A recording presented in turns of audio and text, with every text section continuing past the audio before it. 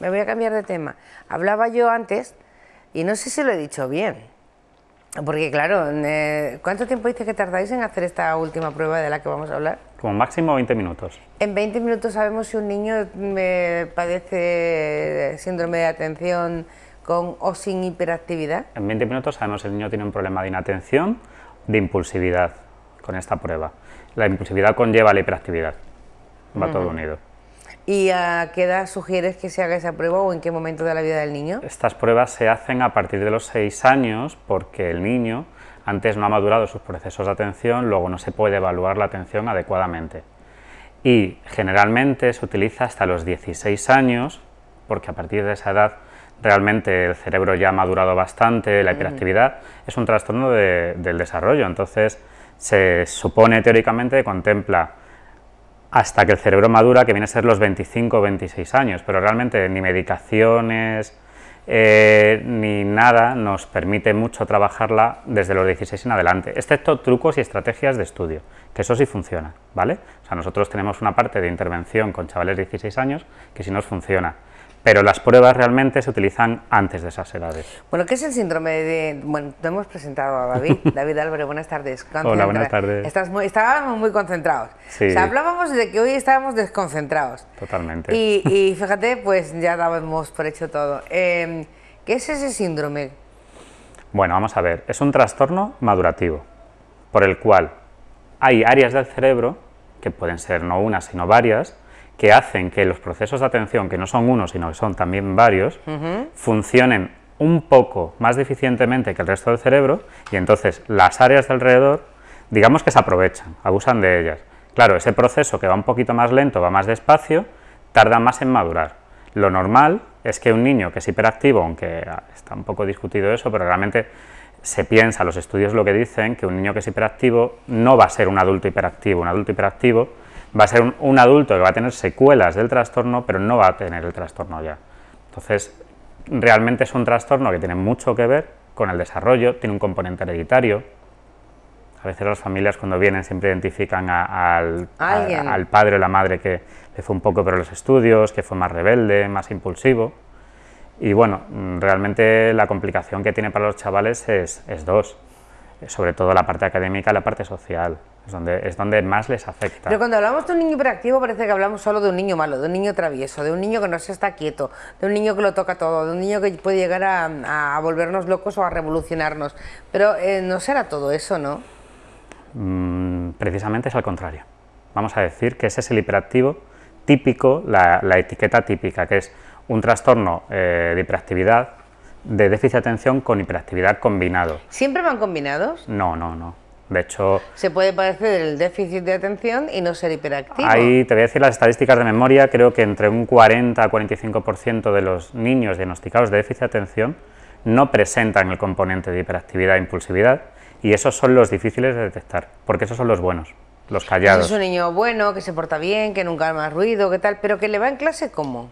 Le va muy mal, sobre todo a partir de cierta edad donde ya se le exigen unos contenidos que él no ha adquirido antes. Pues vamos a hablar de los 8 o 9 años.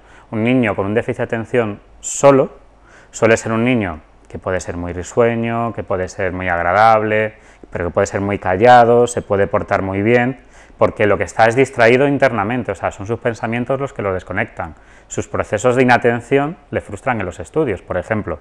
Nosotros lo vemos mucho con la escritura. Son niños que a lo mejor no ponen ni una tilde, ni ponen un punto. Claro, 6, 7 años los profesores eso lo entienden como un problema del propio desarrollo y el aprendizaje de la escritura del niño. Con 8 o 9 años ya no se lo pasan. Esos niños se detectan más tarde. Los niños que son movidos, que son impulsivos, que son un porcentaje menor, un 20 o un 30% de los niños hiperactivos, se detectan mucho antes, porque son disruptivos, porque dan problemas. Ya, y tiene arreglo, quiero decir. Claro, porque el que no se haya detectado a tiempo ya es un problema para el chaval o la chavala, porque su tratamiento va a ser más tardío y su cerebro ha ido madurando en base a esa ¿le puedo llamar discapacidad o...? Bueno, más bien no discapacidad en el sentido de... o esa carencia, ¿no? Esa disfunción.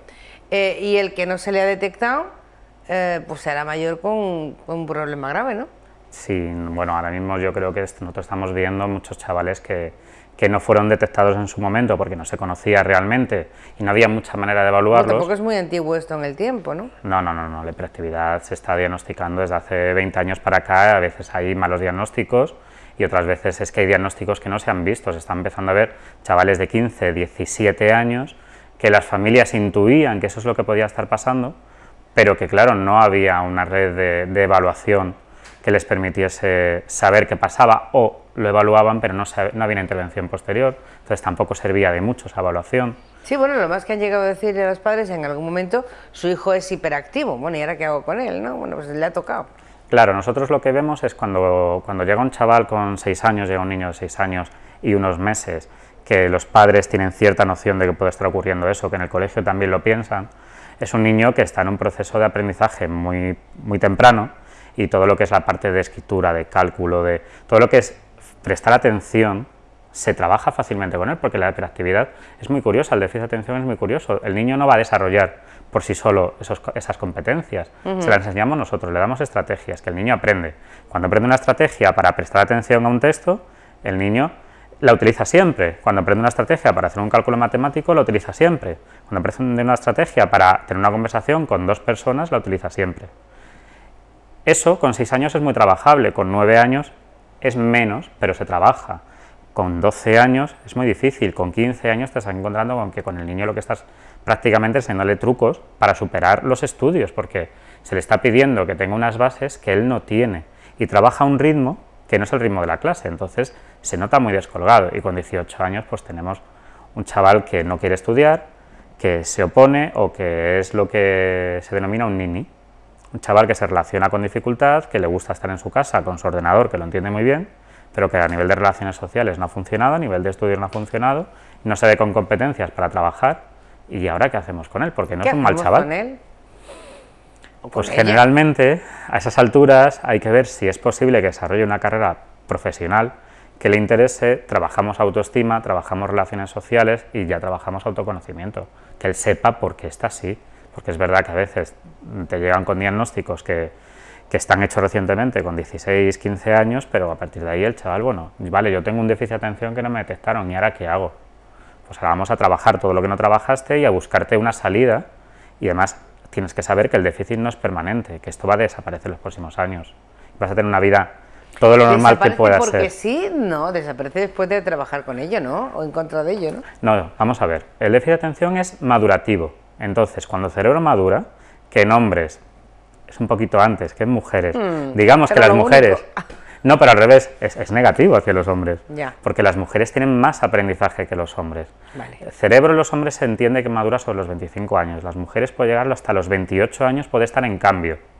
Ese cambio ya lo estabiliza, se cristaliza, se convierte en permanente. Entonces, a esa edad, el niño hiperactivo ya no es un adulto hiperactivo, solo que tiene todas las secuelas de los malos aprendizajes, de todos los problemas escolares, los problemas de relación que han tenido. Remontar todo eso es ciertamente difícil, lo mucho que te hayas estabilizado, ¿no? Yo creo que todo el mundo conocemos adultos que fueron hiperactivos, porque todos conocemos adultos que hacen millones de cosas, o que son especialmente tranquilos y parados, que tuvieron fracaso en los estudios, que desarrollan profesiones más manuales, que es gente a lo mejor nerviosa, inquieta.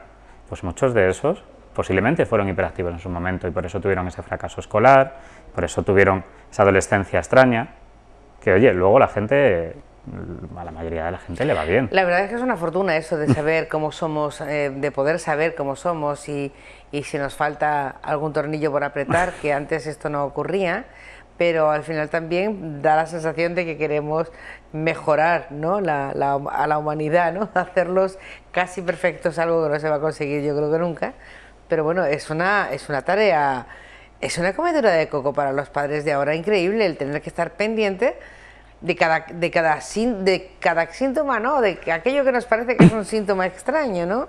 Y el niño estar siempre vigilado, siempre reconducido, siempre consultado, ¿no? Por si encontramos algo. Pero es que tiene mucho que ver con la enseñanza actual. Antiguamente se valoraba mucho lo que aprendíamos y ahora se valora mucho el cómo aprendemos. Entonces a los niños se les observa mucho en cómo aprenden las cosas y en por qué no aprenden algunos niños algunas cosas. Y a raíz de eso es donde se detectan los trastornos. Entonces tú antes tienes que aprenderte lecciones de memoria. Sí, ahora ya no. Ahora ya no. Bueno, ahora algún profesor todavía lo exige, que es tonto. Entonces realmente ahora se detectan muchas cosas que antes quedaban solapadas por la forma del estudio. Al detectarlas, lógicamente hay que trabajarlas, o se recomienda trabajar, claro, si quieres que tu hijo tenga un desarrollo educativo y personal en condiciones. Y eso es muy importante, por eso van saliendo pruebas nuevas que además buscan aligerar el tiempo de las evaluaciones. Vale, ¿qué niños entonces han de pasar por esta prueba de 20 minutos aproximadamente? Pues prácticamente cualquier niño cuyos padres o profesores detecten un posible problema de atención, que para eso hay unos cuestionarios muy sencillos, que además circulan por la red, que son fáciles de encontrar, para ver si es posible que un niño encaje en esos descriptores, y una vez que se ha detectado, nosotros lo que hacemos habitualmente son una prueba de inteligencia que es básica, siempre se evalúa la inteligencia y luego se trabaja esta prueba. Esta prueba es muy interesante porque, bueno, me voy a adelantar, no sé si me vas a preguntar por ello. Claro que sí. Pero es muy interesante porque es realidad virtual, ponemos al niño con unas gafas súper chulas, el niño ve una ¿Niño clase... hasta 16, por ejemplo? Sí, sí, sí. Vale, ve. Es la enseñanza obligatoria. Vale, vale, ¿no? Enseñanza obligatoria. Un poco por si alguien, estamos hablando de niños, si alguien ya se ve con 16 pero tiene ese problema, es el momento también de aprovechar la historia, ¿no? La prueba es un videojuego. Ponemos al niño o al adolescente en una situación de aula de clase, donde él está viendo a un profesor. El profesor pone tarea, la tarea la pone verbal o visualmente en la pizarra, y el niño tiene que hacer o no hacer cosas. Entonces a veces van saliendo números y el niño tiene que dar cuando sale un número determinado, a veces tiene que no dar cuando sale ese número, y vemos, por ejemplo, si la atención del niño es sostenida, o cuando lleva haciendo 5 tareas, a la sexta se ha cansado y desconecta y se apaga de la actividad. O vemos si el niño responde a todas, que niños que son al contrario, son impulsivos, entonces tienden a responder a todo cuando no se debe responder. Atención, que se llama, ¿no? Pero además es muy divertida porque ves hacia dónde mira el niño. ¿Y a dónde suele mirar? Pues cuando el niño es inatento, a lo mejor está mirando fijamente a la pizarra del profesor todo el rato. La prueba tiene alumnos. Pero no se entera de nada, no ve nada. Es verdad, hay niños que están mirando a la pizarra, pero no responden a nada.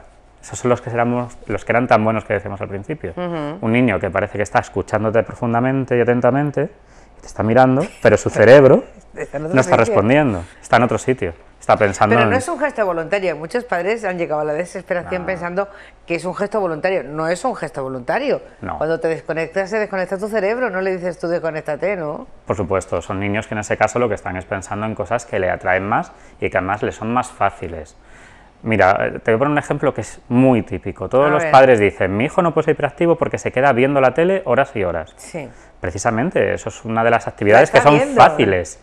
Claro. Para un niño con déficit de atención. No tengo que hacer nada, solo mirar, ya me lo cuenta todo, ¿no? Y cuando hay cosas de interés, cambia un poquito el volumen, luego el niño con eso tiene un truquito que sabe que ahí hay que atender. Cuando el tema le interesa, sabe qué palabras claves a las que a lo mejor llega, y el resto del tiempo está pues pensando a lo mejor en sus cosas, en sus juguetes, sus muñecos, sus colecciones de las que se llevan ahora, ¿no? De cromos y tal, y está ahí con su campo de interés. O sea, la televisión está ahí, él la está mirando, pero como si no la estuviese mirando porque él está en su mundo, en su otro mundo, en el que lleva por dentro, ¿no? Claro, y los contenidos muchas veces son fáciles para ellos, son cortos, son muy sencillitos, los dibujos muchas veces son muy sencillitos, siguen el hilo, los han visto muchas veces, porque van repetidos, entonces el niño parece que está atendiendo, pero realmente lo ha visto a lo mejor en 3 o 4 veces el mismo capítulo y tiene una idea general de que va, bueno, entonces disimula de cara a los padres claro que se no equivocan. Está disimulando, él está comportándose tal cual es. No. Son los padres los que están confundiendo cuál es la acción que en ese momento están haciendo. La atención es un proceso muy básico y es muy difícil de saber cómo funciona la atención hablando con un niño o jugando con un niño. Y eso es una cosa que nos cuesta mucho entender. Hay veces que un padre dice, bueno, yo es que no veo a mi hijo inatento o veo a mi hijo muy inatento. Y a veces al contrario, a veces te están diciendo que un niño es inatento. El niño es inatento y te saca 10 en todas las evaluaciones. Y entonces te das cuenta, posiblemente sea un niño de altas capacidades, que lo que hace es que se aburre mucho y te ignora. Y no es inatento. A veces hay niños que son inatentos y de altas capacidades a la vez, y entonces esos se camuflan muchísimo. Tienen muy buenos resultados en unas cosas y muy malos en otras. ¿Hay algún niño igual en algún momento, en algún sitio? No. No hay nadie. No son iguales. De hecho, esto es un poco galimatías muchas veces porque tú analizas procesos y edades. Dices, bueno, este niño funciona muy bien en matemáticas, muy mal. muy mal en lengua, muy bien en matemáticas, pero muy mal en cálculo, porque sabe muy bien contar cantidades, pero es muy malo restando cantidades, se le olvidan las cifras en la cabeza. Cada niño es diferente, entonces hace unos análisis muy profundos del niño y te permite saber cómo vas a trabajar con ese niño en exclusividad. Oye, los padres están, David, muy atentos siempre, bueno, siempre o creemos estar muy atentos, a lo mejor se nos pierden o se nos van las mejores, ¿no? Pero el colegio no tiene también cierta responsabilidad, son unas horas fundamentales en el comportamiento del niño, al margen de la casa, al margen de la autoridad de los padres, la autoridad del profesor es otra. Ahí no tendrían, no sé, la escuela no tenía en esas primeras edades que tener algún mecanismo de captación, localización o descubrimiento, que no sé cómo se llamaría. Bueno, ¿qué te digo, la teoría o la realidad? Tú dime la teoría y luego me dices lo que no hacen. No, vamos a ver, la teoría es que sí, ellos saben y pueden. De hecho, CPR, por ejemplo, saca cursos de formación para profesorado de estos temas. Yo creo que todos los años hay 1 o 2 cursos. Realmente ellos pueden detectar y a veces son los que detectan y en la mayoría de los casos que llegan... muchos casos detectan y aparcan. Este niño no funciona, este niño no saca la nota que, este niño no sé cuántos, y lo van dejando al final de la fila. Hay una parte ahí que es difícil de gestionar, que es cómo comunicar ciertas noticias a los padres sin generar una alerta. Es la nota, ¿eh? La nota es mucho peor. Yo prefiero que me digan su hijo está haciendo no sé qué o tiene este comportamiento a que se le deje pasar y me encuentre con 3 evaluaciones suspendidas. Sí, claro. ¿No? Sí. ¿O qué? ¿No? Realmente si sí, no. Me lo dices, ¿eh? No, yo pienso como tú. O sea, además yo soy una opinión ya a nivel personal que prefiero saber las cosas a no saberlas. Pero es verdad, cuando hablas con profesores, te das cuenta que muchas veces dicen, bueno, es que me es muy difícil comunicarle a un padre que detecto algo raro, porque, vale, yo detecto algo raro, pero pongo una alerta que en esos padres la reacción no sé cuál va a ser. He tenido experiencias previas, me han dicho cosas inadecuadas, entonces ahora prefiero no decir cosas negativas hasta que no tengo 2 evaluaciones suspendidas. En otros casos es justo al contrario. Ahora mismo, para que un orientador escolar atienda a un niño con una dificultad, si el niño no está suspendiendo, es prácticamente imposible. Entonces te encuentras con que hay niños que los profesores son conscientes de que algo pasa, por ejemplo los típicos inatentos, pero que a su vez son listos, pero claro, el algo pasa lleva al niño hasta la mitad de la primaria. Sí, lleva al niño un fracaso tremendo, a un descabalgamiento de todo lo que hasta el momento ha creído que merecía la pena, y ahí sí que cuesta más levantar. Levantar a un niño entre 3 y 6 años supongo que será menos difícil que levantar a un niño que ya está con 14. Los niños de 3 a 6 años son súper agradecidos porque en cuanto trabajas con ellos pero específicamente, más fácil, ¿no? Claro, pegan una explosión brutal. Están aprendiendo, están en ese momento en el que la esponja funciona. Los otros ya tienen alguna cabina formada, ¿no?, dentro de su cabeza. Nosotros estamos atendiendo muchos casos de trastorno generalizado del desarrollo, o sea, TGDs, que algunos de esos casos acaban desembocando en autismo, otros no. Entonces, son niños donde tú trabajas mucho la parte de comunicación y es muy divertido porque ves niños que a lo mejor llegan los primeros días y no dicen nada, solo emiten algún ruido y a lo mejor, no quiere decir siempre, a lo mejor en un mes, el niño está hablando por los codos de los que dicen, madre mía, si hasta ahora había tranquilidad y hoy a esta hora solo se escucha ruido. Son niños muy agradecidos. De 6 a 9 años son muy agradecidos. De 9 a 11 años ya cambia mucho la cosa, porque ya tienes niños que a lo mejor ya no quieren estudiar, les han fastidiado mucho, les están diciendo, yo no quiero estudiar más, yo no sé por qué tengo que estar haciendo esto, yo al final, diciendo que lo estoy haciendo bien, suelo salirme con la mía y me dejan en paz. Y te encuentras con que ya el problema no es que el niño estudie o no estudie, o los procesos que tienes que hacer trabajar con el niño, es que el niño ya está habituado a que se le regaña mucho, se le castiga, se le dice que no sabe, de que a lo mejor se está esforzando. Bueno, con 10 años llegan niños que los padres estudian 5 horas por la tarde, todos los días, se les acaba las horas del día. ¿Cómo le planteas a un niño? No, tienes que trabajar cosas que para ti son difíciles, que nunca has trabajado, que te van a permitir sacar nota. Hay que hacer una labor ya psicológica profunda con el niño a esas edades. Complicado. Bueno, ¿cuántos trastornos o síndromes comunes? Porque ya estos empiezan a ser comunes, antes no les conocíamos y parece que cuando hablábamos de una TDI, pues yo qué sé, el niño raro, ¿no? Se dice así. Pero ahora ya, bueno, al contrario, ahora lo que hay es que localizarlo lo antes posible. ¿Cuántas hay? ¿Cuántas? ¿Las más comunes con las que trabajas? Pues mira, dentro del déficit de atención yo te diría que hay como tres categorías diferentes que se confunden y se están viendo las tres y tienen una proporción más o menos parecida. Un niño inatento, un niño que además de tener un déficit de atención, quizás el déficit es más leve pero tiene partes motrices más evidentes, un niño torpe pero no impulsivo, eso es otro tipo de déficit de atención. Luego hay el combinado, el típico, el niño rebelde, problemático.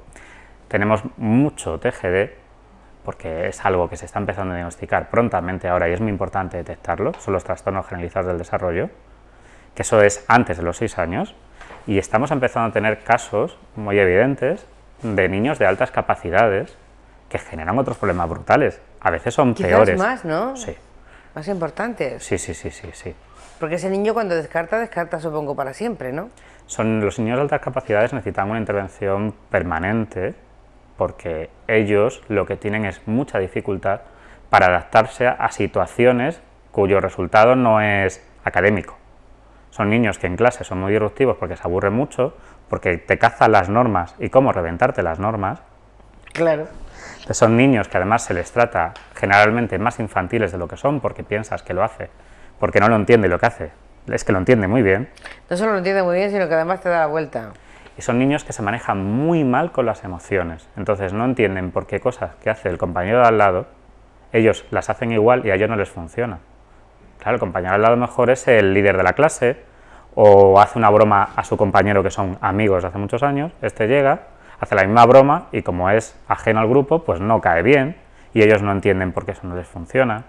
Entonces son niños que oye, los padres los traen, piensan que es muy bueno tener un hijo así porque mi hijo es de notable sobresaliente, no se dan cuenta de luego hay otra serie de problemas añadidos que con la edad van aumentando. Claro, sacarán la mejor de las notas posibles, pero su incorporación a la vida real va a ser muy dura. Son niños que tienen una tendencia a dejar ir a la clase, o sea, a faltar a clase a escondida de sus padres con muchísima facilidad, por ejemplo. Sí, pues saben inventar perfectamente y saben dramatizar la situación de escándalo. ¿Habría que llevar a nuestros hijos a una temprana edad para intentar detectar si tenemos algún problema? Si esto no se conocía, por tanto, no es responsabilidad de los padres el hecho de que no se hayan preocupado antes de... Tiene una antigüedad... yo no considero que 20 años en esto sea mucho tiempo, sino todo lo contrario, es como en otras cosas un par de meses, ¿no? Tengo la impresión. Pero ya sí sabemos que existe. Pues igual podemos, no sé, tomar ciertas costumbres de determinadas edades, ¿no? Mira, yo te digo que nosotros estas semanas pasadas estábamos intentando sacar un programa adelante para detectar puntos fuertes y puntos débiles antes de la escolarización obligatoria, es decir, antes de que entre en el colegio. Claro. Porque es verdad que lo que detectas antes, si el niño tiene algo muy positivo, excesivamente positivo o excesivamente negativo, saberlo antes de la escolarización es muy importante en estos momentos. El hecho de que un niño llegue a un colegio y digan, este niño pues está teniendo problemas de habla, pero se está trabajando, hace que el profesor se relaje, sepa con qué está trabajando y sepa cómo tiene que trabajar. Si no, realmente el primer año de escolarización también se puede hacer. Son los dos periodos más importantes. Claro. Y si no, ya nos ponemos en la tercera etapa, que es a partir de los 6 años, cuando y los niños... curar, ¿no? Hay que entender... Ahora, la palabra curar entrecomillada, pero ya no es lo mismo que prevenir, ya no es lo mismo que estar atento desde el origen, ¿no? Hay que entender que son problemas diferentes, porque un niño con 6 años ya escribe y ya lee. Entonces, esos niños hacen una serie de pruebas diferentes a las que hace un niño con 5 años, con 4, con 3. Te da resultados diferentes. Entonces, tú tienes que tener una atención en el primer periodo, o sea, yo estoy pendiente de un niño, para estructurarlo muy rápidamente, de 0 a 2 años estoy pendiente de que un niño ande, de 2 a 6 años estoy pendiente de que el niño hable y se comunique, y de 6 años en adelante estoy pendiente de otras cosas. Tiene más que ver con el colegio, la memoria, la atención, la inteligencia. Todo eso tiene su evaluación.